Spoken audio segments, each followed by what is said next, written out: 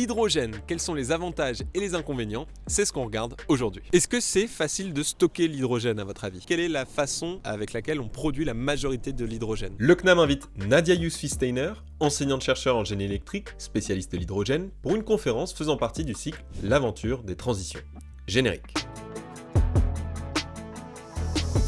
Qu'est-ce que vous savez sur l'hydrogène en général? Dans nos anciens métiers, on connaît quand même un certain nombre de choses. Moi, j'étais physicien et madame était chimiste. Donc dans les... Voilà, c'est H. H. Parfait, ouais. Je sais que c'est dans l'eau, une molécule. Voilà, de dans l'eau. Dans Ok, l'eau. c'est un gaz. Il faut fabriquer l'hydrogène en puis en plus plus, de faut ça. On fabriquer. a l'impression que c'est évident, mais la fabrication de l'hydrogène et le stockage sont quand même Oui. la grande question.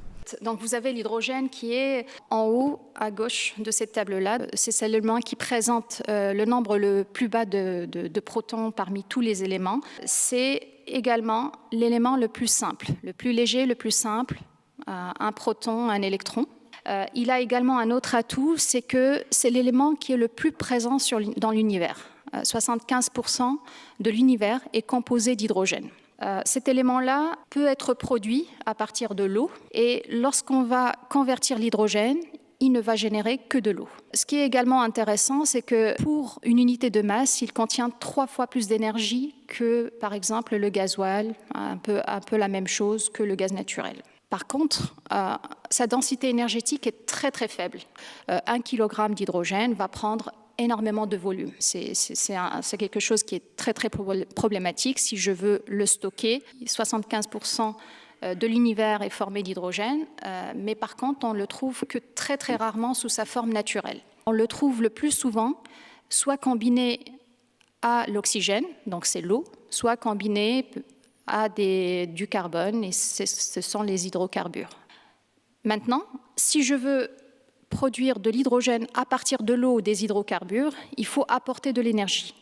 Donc, il faut de l'énergie pour pouvoir séparer ces molécules-là et former de l'hydrogène. Et en fonction des méthodes de production de l'hydrogène, on leur donne des couleurs. C'est des fausses couleurs, mais est-ce que vous avez déjà entendu parler des couleurs de l'hydrogène? Pas du tout. Pas du tout? D'ailleurs, Exactement. Ah, toi tu sais, Ah, non, vous moi je connaissez, sais vous avez pas. entendu oui, parler. c'est un jeu de mots, oui. L'hydrogène vert fait avec de l'énergie renouvelable, du solaire ou de Exactement. l'éolien ou je ne sais quoi, mais pas avec du pétrole, quoi. L'hydrogène n'a pas de couleur, mais on a fait le choix de faire référence aux couleurs de l'hydrogène en fonction de la manière avec laquelle on va le produire. Hydrogène noir à partir du charbon, gris à partir du méthane, rose à partir de l'énergie nucléaire. Et peut-être ce qui est le plus prometteur, en tout cas celui qu'on aimerait tous avoir, c'est l'hydrogène vert. Et donc cet hydrogène vert, lui, il va être produit à partir des énergies renouvelables. Ensuite, peut-être également parler du bleu.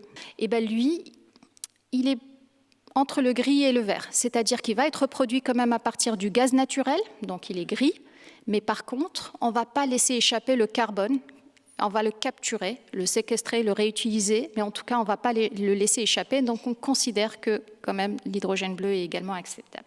Aujourd'hui, quelle est la façon avec laquelle on produit la majorité de l'hydrogène? J'ai envie de dire qu'il est décarboné, puisqu'on essaye quand même d'arrêter tout ce qui est le carbone. Donc, j'ai envie de dire décarboné. Ouais, j'aurais envie de le dire aussi. Mais je pense Ok. que c'est pas ça. Par électrolyse, pour moi. On a peut-être eu cracking, peut-être. Ouais. C'est cracking. Aujourd'hui, c'est Cracking. ouais. Donc, la première manière de produire de l'hydrogène, et d'ailleurs, c'est la manière la plus répandue, c'est à partir d'hydrocarbures. Donc, c'est ce qu'on appelle le vaporéformage. Donc, on va mélanger des hydrocarbures, essentiellement du gaz naturel, du méthane. On va le porter à haute température, souvent 900 degrés, à pression élevée, donc autour de 30 bars. Et donc ça va permettre de produire, en présence de vapeur d'eau, et ça va permettre de produire ce qu'on appelle un gaz de synthèse. Un gaz de synthèse, c'est un mélange entre l'hydrogène, le CO2, le CO, enfin le dioxyde de carbone. Donc en gros, on va décomposer ces gaz-là pour avoir à la fin de l'hydrogène. Donc ça, c'est la manière, on va dire, la plus répandue. On a plus de 95% de production d'hydrogène aujourd'hui, elle est faite de cette manière-là. Donc vous imaginez que ce n'est pas encore très propre, parce que parmi les gaz qu'on va recevoir, il y a du CO2 qui est un gaz à effet de serre. Quelle est la méthode avec laquelle on aimerait produire la plupart de l'hydrogène?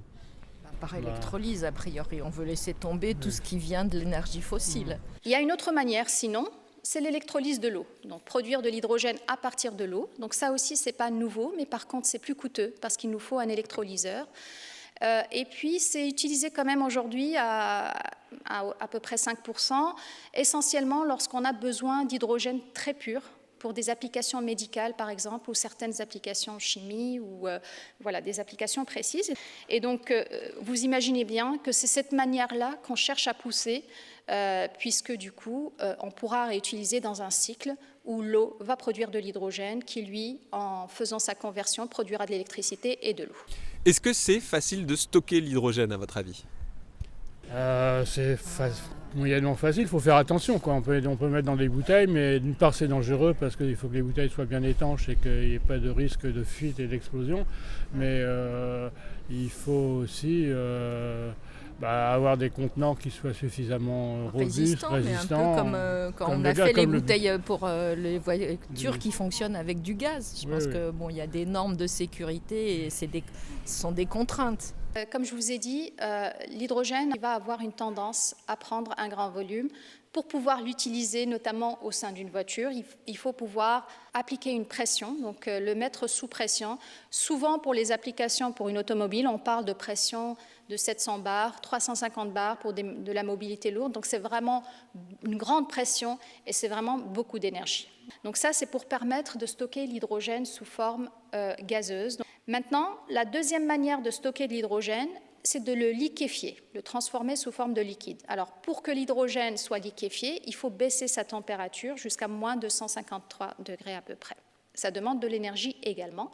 À ce moment-là, on va avoir de l'hydrogène liquide qu'on pourra transporter de la même manière qu'un liquide, bien sûr en prenant en compte ses caractéristiques. Combien de kilos d'hydrogène on peut mettre dans 1 mètre cube? Je dis 100. Ah, moi je dis 100. Allez. En refroidissant, il va devenir liquide. Donc, oui, il y a aussi l'hydrogène liquide. Si on compresse bien fortement, peut-être qu'on peut avoir de l'hydrogène liquide, 100 kg. Juste à titre de comparaison, pour stocker donc, dans 1 mètre cube, on pourra stocker 71 kg d'hydrogène liquide contre 42 kg d'hydrogène gazeux. Ensuite, il y a une autre manière de stocker, on parle de stockage solide, mais on ne va pas pouvoir stocker énormément. Donc voilà, on a 3 types de stockage, chacun avec une caractéristique donnée. Effectivement, le grand verrou, c'est qu'il faut une grande énergie pour pouvoir stocker. Ou alors, il faut des matériaux très très résistants. Évidemment, ce sont des stockages où il y a beaucoup de recherche et il y a vraiment une attention particulière à la sécurité. À quel pourcentage d'hydrogène dans l'air il y a un risque d'explosion? Entre 40 et 60. Quand on parle de risque de sécurité, donc il y a plusieurs points. La première des choses, risque d'explosion. Dès qu'on a des combustibles, on a ce risque-là. Ce qu'il faut savoir, c'est que l'hydrogène n'est pas un explosif et il ne peut pas exploser sous sa forme hautement diluée.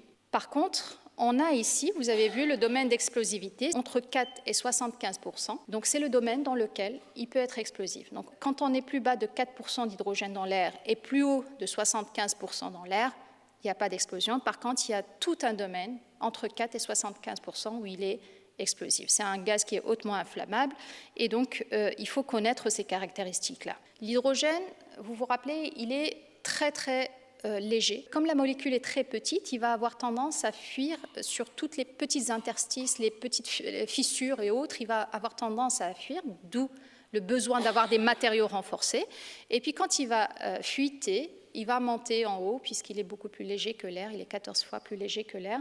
Et donc le risque, c'est que si on est dans un endroit confiné, il va monter en haut, il va s'accumuler sous les toits, et donc il va créer une atmosphère qui est explosive. Rappelez-vous, le domaine les concentrations dans lesquelles l'hydrogène peut être explosif, entre 4% et 75%. À votre avis, quel secteur pourrait le plus bénéficier de l'hydrogène? Est-ce que c'est le transport ou est-ce que c'est l'industrie ou un autre secteur? L'industrie, parce que le transport, ça le fait avoir de l'hydrogène dans tous les coins. C'est vu les difficultés qu'on a énoncées, c'est un peu compliqué. Oui. Quand même, le secteur industriel, il est tellement énorme que ça doit être ça en majorité. Alors maintenant, quels sont les secteurs clés où on peut parler de potentiel dans l'hydrogène? Donc évidemment, encore une fois, je ne parle pas des secteurs classiques, mais par exemple l'acier. Les aciéries utilisent aujourd'hui du charbon pour pouvoir produire de l'acier. Donc pour pouvoir faire la réaction de réduction des minerais de fer et produire de l'acier. Mais de manière globale, avant même de parler de ce potentiel d'utiliser cet hydrogène pour la réaction elle-même, ce sont toutes les industries qui ont besoin de beaucoup d'énergie, qui ont besoin de grande chaleur. Les aciéries, c'est les hauts fourneaux. C'est des fourneaux qui fonctionnent à très haute température et qui tournent en permanence. Donc cette énergie, ça vient des fossiles. Alors, parmi les industries également qui ont besoin de beaucoup d'énergie, il y a le ciment et le raffinage du pétrole.